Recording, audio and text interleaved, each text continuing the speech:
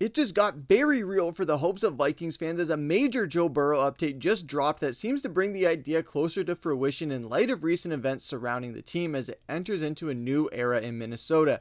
And longtime fan favorite CJ Ham finally hangs up the cleats after 10 seasons. We're going to break down all of that in this episode of Vikings Digest. But first, we notice a lot of you guys aren't yet subscribed yet, and not part of the 18% of viewers who are already subscribed. So if you aren't yet in the loop on all the things going on with the Minnesota Vikings, make sure to hit that subscribe button and the bell icon so you don't miss any of the episodes as they drop. And with that, let's hop right into it, which is a huge Burrow Vikings update. So it was reported earlier today or yesterday that the Vikings would do anything to trade for Joe Burrow, as per Alec Lewis via his own show, the Alec Lewis show, saying that if a player like Burrow is available via trade, I expect the Vikings to do everything they possibly can to make that happen. It's more a question of what is available and how far from a cost perspective is it going to take. Now, we've covered this before, and there's been a lot of outlets that are already covering it as well. As far as what it would take for the Vikings to get Joe Burrow, well, it seems like it would be JJ McCarthy, Jonathan Grenard, and a couple first-round picks in exchange for Joe Burrow,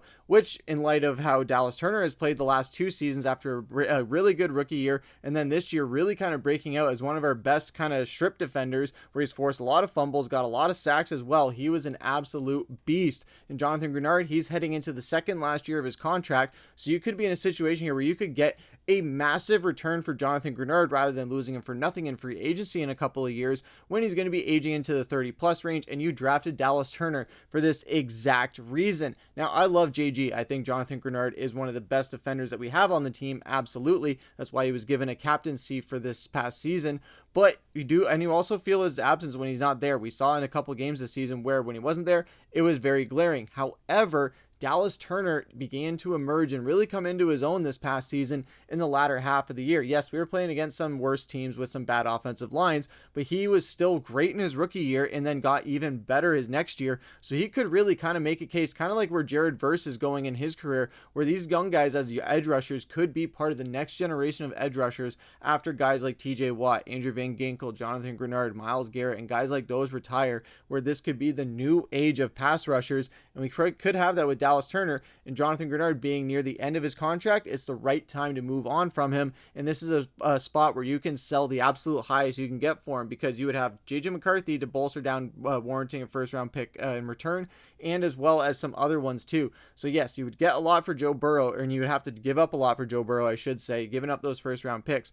But you have Joe Burrow, who's a number 1 overall pick, who has taken the Bengals to the Super Bowl and would be in a much better situation in Minnesota than he's currently in Cincinnati. When you look at the offensive line, much better in Minnesota. You look at the offensive weapons, much better in Minnesota. You look at the defense to complement the offense, much better in Minnesota.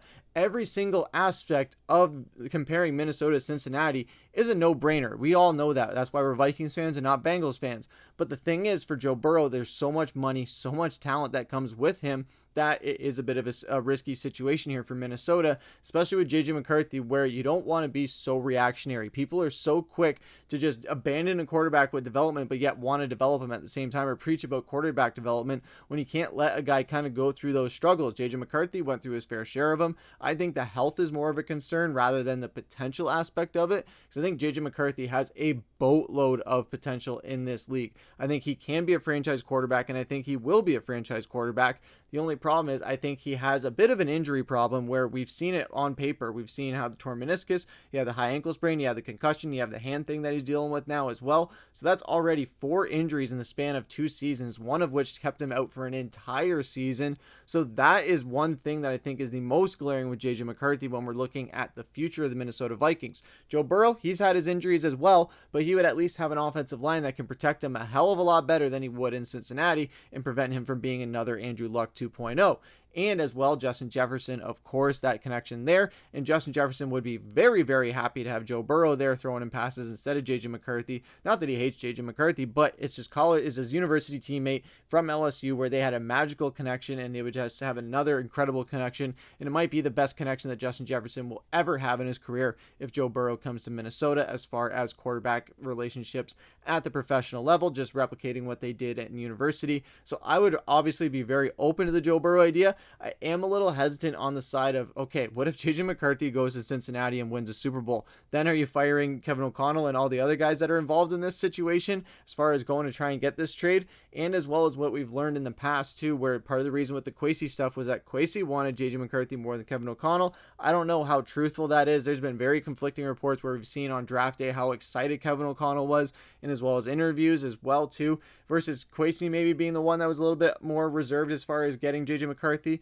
But then we hear that they wanted to trade Kevin O'Connell wanted to trade McCarthy to the Raiders, and Kwesi blocked it. I don't know what is kind of true and what is not. That's why I didn't really include any of them in here, just because I don't want to lead anyone on a false trail with that, because we have nothing confirmed yet as far as what was true, what was fiction as far as JJ McCarthy on the Kwesi and KOC side of things. However, it is showing that there was reports that whether it was Kevin O'Connell or Kwesi Adofo-Mensah, the Minnesota Vikings wanted to move on from JJ McCarthy already, or they wanted Drake May and JJ McCarthy was the backup plan, or that they tried to just move on from him at some point before the season started or during the season. It's been a slippery slope with JJ McCarthy, and it's crazy that this guy, unfortunately, has had so much scrutiny around him. And I know that as a young guy, he's one of the youngest quarterbacks in the NFL. It's something that you don't want to have to deal with so early in your career, on top of the injuries, on top of the media scrutiny, on top of the growing pains as well. I can't imagine what he's going through right now. Hopefully that he can just kind of block all this out and then go into next season, if he's with the Vikings,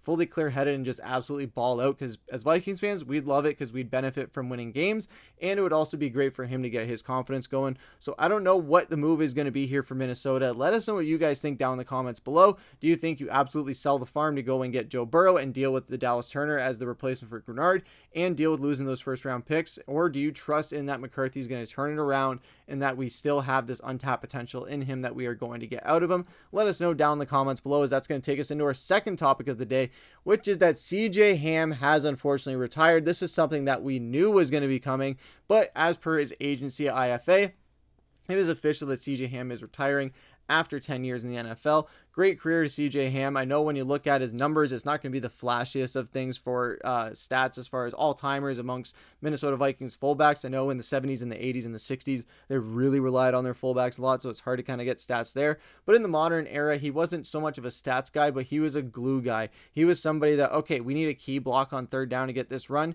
You can rely on him. You need someone to catch a pass out of the flat to get a key first down. We got him. CJ Ham is a leader in the locker room, with the leadership that he brought, the mentorship he brought to some guys as well, and just what he meant to this organization.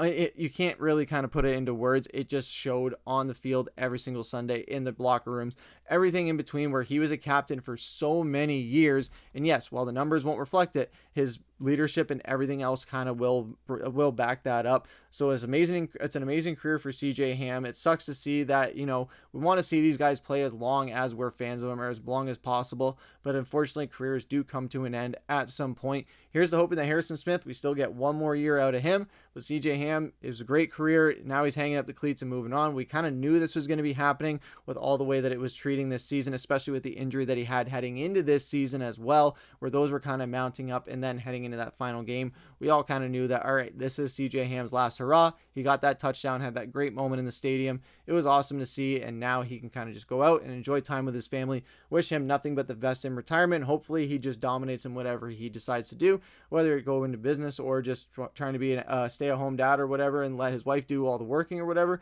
I don't know what's going to go on with them, but I hope nothing but the best for CJ Ham and his family, and congrats on a great career. And let us know in the comments down below what your favorite CJ Ham moment is. Me personally, I really I know it's a recent one, but the one from 2 seasons ago when we were playing the Green Bay Packers in that big critical game on Sunday Night Football, and I think it was a late 4:00 game. We needed a big third down to clinch the division, or to clinch a playoff spot, and we did against the Green Bay Packers at home. It was a 3rd and 3. CJ Ham out of the flat, just really kind of just bringing that in there. I remember going crazy. It was one of my favorite moments, as well as his touchdown in the Buffalo Bills game with that amazing comeback when he hadn't scored a touchdown in so long. He scored that one, and it was a big one for us, and we got that amazing win. So those would be my 2 favorite CJ Ham moments, and let us know down in the comments below what your guys' favorite CJ Ham moment is throughout his tenure with the Minnesota Vikings. But for now, that is going to do it for this episode of Vikings Digest. Thank you again for watching, liking, and subscribing. Hit that bell icon so you don't miss the next episode dropping tomorrow. But for now, I've been your host, Griffen. Take care.